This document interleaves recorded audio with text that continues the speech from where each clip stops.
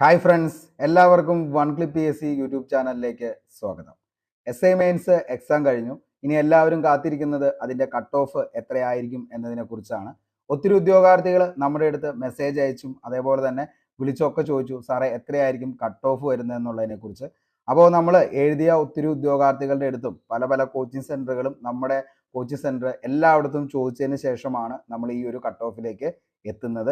അതേപോലെ തന്നെ കഴിഞ്ഞ വർഷത്തെ നിയമന നിലയും അതേപോലെ തന്നെ കഴിഞ്ഞ വർഷത്തെ കട്ട് ഓഫും എല്ലാം നമ്മൾ ഉൾപ്പെടുത്തിക്കൊണ്ടാണ് ഇന്നത്തെ ഈ ഒരു കട്ട് ഓഫ് നമ്മൾ പറയുന്നത്. അപ്പോൾ ശരിക്കും പറഞ്ഞാൽ കട്ട് ഓഫ് പറയാൻ നമുക്കിപ്പോൾ പേടിയാണ്. കാരണം എന്താണെന്ന് ചോദിച്ചു കഴിഞ്ഞാൽ നാളെ PSC ഏതൊക്കെ ചോദ്യങ്ങളാണ് ഡിലീഷൻ പോകുന്നത്, അതേപോലെ ഏത് ചോദ്യങ്ങളാണ് ആൻസർ ചേഞ്ച്, ഒന്നും പറയാൻ പറ്റത്തില്ല. അപ്പോൾ അതൊക്കെ പ്രത്യേകിച്ച് ഈ പറയുന്ന സബ് ഇൻസ്പെക്ടർ, പോലീസ് കോൺസ്റ്റബിൾ, അതൊക്കെ ഏത് ലെവലിലേക്ക് എത്തിക്കും എന്നുള്ളത് നമുക്ക് ഒരിക്കലും പ്രഡിക്റ്റ് ചെയ്യാൻ പറ്റത്തില്ല. അപ്പോൾ ഇതൊരു എക്സ്പെക്റ്റഡ് കട്ട് ഓഫ് ആണ്. ഒത്തിരി ഉദ്യോഗാർത്ഥികളുടെയും കുറേ അധ്യാപകരുടെയും എല്ലാവരുടെയും അഭിപ്രായമാണ് ഞാനിപ്പോൾ നിങ്ങളുടെ അടുത്തേക്ക് പറയാനായിട്ട് പോകുന്നത്. നമ്മൾ ഇന്നത്തെ ക്വസ്റ്റ്യൻ പേപ്പർ എടുത്ത് നോക്കിക്കഴിഞ്ഞാൽ നിങ്ങൾക്ക് മനസ്സിലാവും, ഇന്നത്തെ ക്വസ്റ്റ്യൻ പേപ്പർ നല്ല ടഫായിട്ടുള്ള ഒരു ക്വസ്റ്റ്യൻ പേപ്പറാണ്. കാരണം അത്രത്തോളം ഉദ്യോഗാർത്ഥികളെ അവിടെ ഇരുത്തി വെള്ളം കുടിപ്പിച്ച ഒരു ക്വസ്റ്റ്യൻ പേപ്പറായിട്ട് കാണാനായിട്ട് പറ്റും. കാരണം സൈക്കോളജി ആണെങ്കിലും അതേപോലെ തന്നെ സ്പെഷ്യൽ ടോപ്പിക്സ് ഒക്കെ പഠിച്ചു പോയ ഉദ്യോഗാർത്ഥികൾ ശരിക്കും പറഞ്ഞു കഴിഞ്ഞാൽ അവർക്ക് ആ ഒരു എക്സാം ഹോളിൽ അവരുടെ ഒരു അവസ്ഥ എന്ന് പറയുന്നത് നമുക്കത് ആ ഒരു ഫീല് കിട്ടണമെങ്കിൽ നമ്മൾ അവിടെ ഇരുന്ന് എക്സാം എഴുതുമ്പോൾ മാത്രമാണ് അതെന്താന്നുള്ളത് മനസ്സിലാക്കാൻ പറ്റത്തുള്ളൂ. അത്രത്തോളം ടഫായിട്ടുള്ള ഒരു ക്വസ്റ്റ്യൻ പേപ്പർ തന്നെയായിരുന്നു. ഇനി ദൈവത്തെ വിചാരിച്ച് ഈ ഒരു വീഡിയോൻ്റെ താഴെ സാറേ എനിക്ക് 65 ഉണ്ട്, സാറേ 75 ഉണ്ട്, 85 ഉണ്ട് എന്നൊക്കെ പറഞ്ഞുകൊണ്ട് കമൻ്റ് ഇടരുത്. കാരണം എന്താണെന്ന് ചോദിച്ചു കഴിഞ്ഞാൽ ഈ ഒരു എക്സാമിന് ഈ പറയുന്ന ഒരു നിലവിൽ, അതായത് ഈ എക്സാം എഴുതിയ ഉദ്യോഗാർത്ഥിയാണെങ്കിൽ ഒരു കാരണവശാലും ഈ ഒരു മാർക്കിലേക്ക് എത്തത്തില്ല. മാക്സിമം, അതായത് നന്നായിട്ട് പഠിച്ചുകൊണ്ടിരുന്ന ഒരു ഉദ്യോഗാർത്ഥിക്ക് കിട്ടുന്ന മാർക്കാണ് 45+ എന്ന് പറയുന്നത്. അപ്പോൾ നമുക്കറിയാം ഈ പറയുന്ന നമ്മുടെ ഈ 3 കാറ്റഗറി ആയിട്ടുള്ള ആംഡും സിവിലിനും കോൺസ്റ്റാബിളിനും ഇതിൻ്റെ അകത്ത് കഴിഞ്ഞ വർഷത്തെ കട്ട് ഓഫ് എന്ന് പറയുന്നത് ആംഡിൻ്റെയും അതേപോലെ തന്നെ സിവിലിയും വന്നു കഴിയുമ്പോൾ ഏകദേശം ഒരു 45-ന് താഴത്തേക്ക് വരുന്ന ഒരു കട്ട് ഓഫും മറ്റത് ഒരു 38 to 40 എന്ന് പറയുന്ന ലെവലിലേക്കാണ് വരുന്നത്. അപ്പോൾ ഏകദേശം 3000-ഓളം നിലവിൽ ലിസ്റ്റൊക്കെ ഇട്ടതാണ്. അപ്പോൾ അതൊന്നും നിങ്ങൾ നോക്കണ്ട. എന്തായാലും ഈ ഒരു ക്വസ്റ്റ്യൻ പേപ്പറിൻ്റെ അകത്ത് നമ്മൾ നോക്കുകയാണെങ്കിൽ ആകപ്പാടെ ഉദ്യോഗാർത്ഥികൾക്ക് ചെറിയൊരു സമാധാനം എന്ന് പറഞ്ഞത് 2 ചോദ്യങ്ങളാണ്. ബാക്കിയുള്ള ചോദ്യങ്ങളൊക്കെ കണ്ടു കഴിഞ്ഞ് കഴിഞ്ഞാൽ സത്യം പറഞ്ഞാൽ എന്തിനാണ് ഈ എക്സാം എഴുതുന്നത് എന്ന് തന്നെ തോന്നിപ്പോവും. പിന്നെ ഒറ്റ കാര്യമുണ്ട്, കാരണം ഇതൊരു സബ് ഇൻസ്പെക്ടർ വളരെ കുറച്ച് മാത്രം പോസ്റ്റുകളുള്ള ഒരു എക്സാം ആണ്. അപ്പോൾ അതുകൊണ്ട് തന്നെ ആ ഒരു ലെവലിലൂടെ നമ്മൾ ചിന്തിച്ചിട്ട് വേണം ഈ പറയുന്ന എക്സാം എഴുതാൻ. അപ്പോൾ തന്നെ കുറേയൊക്കെ നമുക്ക് മാറ്റങ്ങളിലേക്ക് പോകാനായിട്ട് പറ്റും. ആകെ വന്ന ഒരു എളുപ്പമുള്ള ചോദ്യം അല്ലെങ്കിൽ കറക്റ്റായിട്ട് പക്ക കോൺഫിഡൻസോടുകൂടി ബബിൾ ചെയ്തൊരു ചോദ്യം എന്ന് പറയുന്നത് ഇതാണ്: പ്രായപൂർത്തിയായ ഒരു മനുഷ്യ ശരീരത്തിലെ ആകെ അസ്ഥികളുടെ എണ്ണം എത്രയാണ്? താഴെ പറയുന്നവയിൽ കൊഴുപ്പിൽ ലയിക്കുന്ന വിറ്റമിൻ അല്ലാത്തത് ഏതാണ്?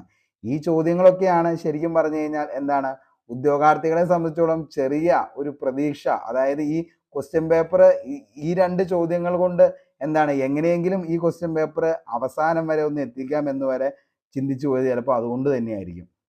ഇംഗ്ലീഷ് ആണെങ്കിലും അതേപോലെ തന്നെ മാത്സ്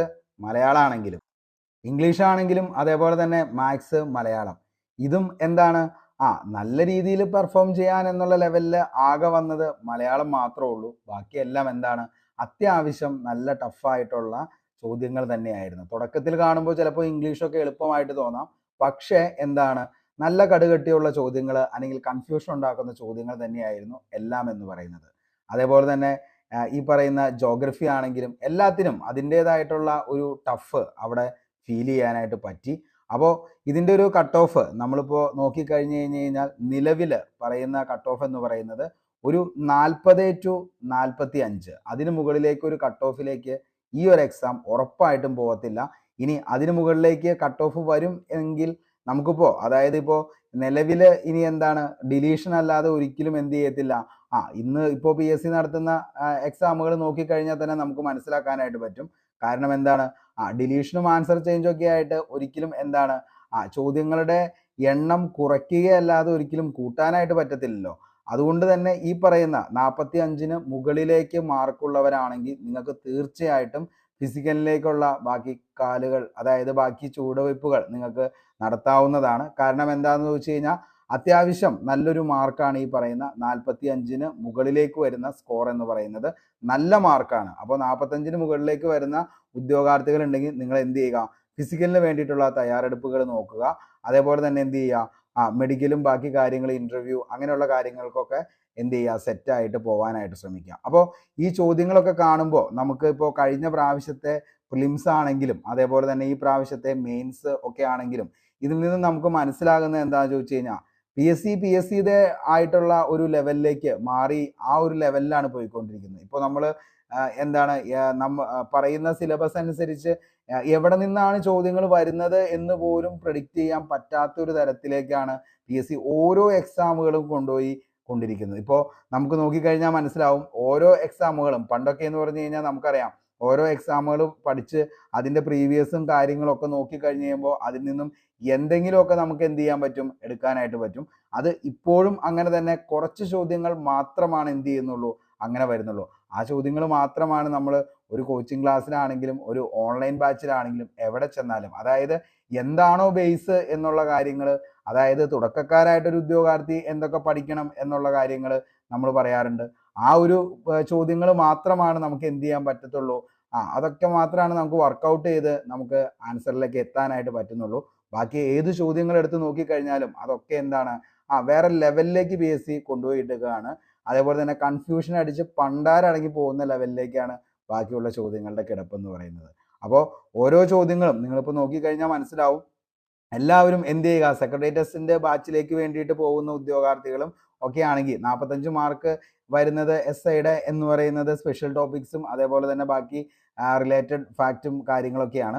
അപ്പോൾ ഈ 45 ഒഴികെ ബാക്കി വരുന്ന ഇത്രയും മാർക്കുകൾ, ഹിസ്റ്ററിയിൽ നിന്ന് 3 mark, geography 3, economics 3, Kerala governance and system of administration 5 മാർക്കാണ്, life science and public health 6 mark, current affairs 5 mark, simple arithmetic, mental ability and reasoning 10 മാർക്കാണ്, general English 10 mark, regional language Malayalam Kannada, അപ്പോൾ മലയാളമാണ്, അതും 10 മാർക്കാണ്. അപ്പോൾ ഏറ്റവും റീസെൻ്റ് ആയിട്ട് ഇനി വരുന്ന എൽ ഡി സിക്കും അതേപോലെ തന്നെ ഈ പറയുന്ന നമ്മുടെ എന്താണ് സെക്രട്ടേറിയറ്റ് ഒ എ തുടങ്ങിയ എക്സാമുകളിലൊക്കെ പോകുന്ന ഉദ്യോഗാർത്ഥികളാണെങ്കിൽ ഈ തരത്തിലുള്ള ചോദ്യങ്ങൾ കൂടി എന്ത് ചെയ്യുക, മനസ്സിലാക്കി കണ്ട് സെറ്റ് ചെയ്യാനായിട്ട് ശ്രമിക്കുക. കാരണം ഏറ്റവും ഇമ്പോർട്ടൻ്റ് ആയിട്ടുള്ള എന്താണ്, ഇത്രയും ഭാഗത്തു നിന്നുള്ള ചോദ്യങ്ങളിൽ നിന്ന് ഏതെങ്കിലും ചോദ്യങ്ങൾ ഈ അടുത്ത് വരുന്ന എൽ ഡി സി എക്സാമുകൾക്ക് തീർച്ചയായിട്ടും ചോദിക്കാവുന്നതാണ്. അപ്പോൾ ഈ പറയുന്ന മേഖലകൾ, ഈ 45 മാർക്ക് ഒഴികെയുള്ള മേഖലകൾ ഉറപ്പായിട്ടും എന്ത് ചെയ്യുക, ഈ പറയുന്ന 28-ാം തീയതി എക്സാമിന് പോകുന്ന എല്ലാ ഉദ്യോഗാർത്ഥികളും ഒന്ന് പഠിച്ചിട്ട് പോകാനായിട്ട് ശ്രമിക്കുക. തീർച്ചയായിട്ടും ഇംഗ്ലീഷും അതേപോലെ തന്നെ മലയാളവും അതേപോലെ തന്നെ മാത്സും അതേപോലെ കറണ്ട് അഫയേഴ്സ് ഇത്രയും കാര്യങ്ങൾ നിങ്ങളൊന്ന് നോക്കിയിട്ട് പോകാനായിട്ട് ശ്രമിക്കുക. തീർച്ചയായിട്ടും നിങ്ങൾക്കത് ഉപകാരപ്പെടുന്നതായിരിക്കും. അപ്പോൾ നമ്മുടെ പുതിയ ബാച്ച് ഒക്ടോബർ 11-ാം തീയതിയാണ് ബേസ് മുതലുള്ള ക്ലാസ്സുകൾ നമ്മൾ സെറ്റ് ചെയ്യുന്നതായിരിക്കും. അപ്പോൾ എല്ലാവരും നന്നായിട്ട് പഠിക്കാനായിട്ട് ശ്രമിക്കുക. അതേപോലെ തന്നെ എന്താണ്, ഓരോ എക്സാമുകളും നമുക്ക് ഓരോരോ പാഠങ്ങളാണ് തരുന്നത്. ഇപ്പോൾ കഴിഞ്ഞ എക്സാമുകൾ ഓരോന്നും എടുത്ത് നോക്കിക്കഴിഞ്ഞാൽ നമുക്കറിയാം ഓരോന്നും എന്താണ്, പല പല പുതിയ തിരിച്ചറിവുകളാണ് ഉദ്യോഗാർത്ഥികൾക്കും അതേപോലെ തന്നെ അധ്യാപകർക്കും നൽകുന്നത്.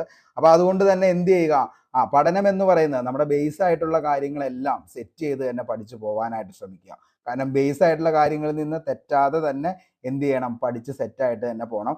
ബാക്കിയുള്ള ടോപ്പിക്സുകൾ എന്ത് ചെയ്യുക, കോർ സബ്ജക്റ്റ് ആയിട്ടുള്ള ഇംഗ്ലീഷ്, മാത്സ്, മലയാളം, അത് നമുക്ക് ചെയ്യാൻ പറ്റുന്ന കാര്യങ്ങളെല്ലാം അതിൻ്റെ അകത്ത് സെറ്റ് ചെയ്ത് എന്ത് ചെയ്യുക, പോകാനായിട്ടും ശ്രമിക്കുക. ബാക്കിയുള്ളതൊക്കെ എന്താണ് എന്നുള്ളത് ആർക്കും പ്രെഡിക്റ്റ് ചെയ്യാൻ പറ്റില്ല. അപ്പോൾ എല്ലാം നല്ലത് മാത്രം വരട്ടെ എന്ന് ആത്മാർത്ഥമായി സർവേശ്വരനോട് പ്രാർത്ഥിക്കുന്നു.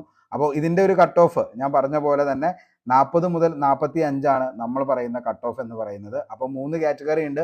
അപ്പോൾ അതിൻ്റെ അകത്ത് എന്തായാലും ഒരു 40 to 45 കട്ട് ഓഫ്, അതായത് ആ ഒരു റേഞ്ചിൽ വന്നേക്കുന്ന ആളുകളുണ്ടെങ്കിൽ നിങ്ങൾക്ക് തീർച്ചയായിട്ടും, അതായത് 45-ന് മുകളിലേക്ക് വന്ന ഉദ്യോഗാർത്ഥികളാണെങ്കിൽ തീർച്ചയായിട്ടും നിങ്ങൾക്ക് എന്ത് ചെയ്യാം, ഫിസിക്കലിന് വേണ്ടിയിട്ടുള്ള തയ്യാറെടുപ്പുകൾ തുടങ്ങാവുന്നതാണ്.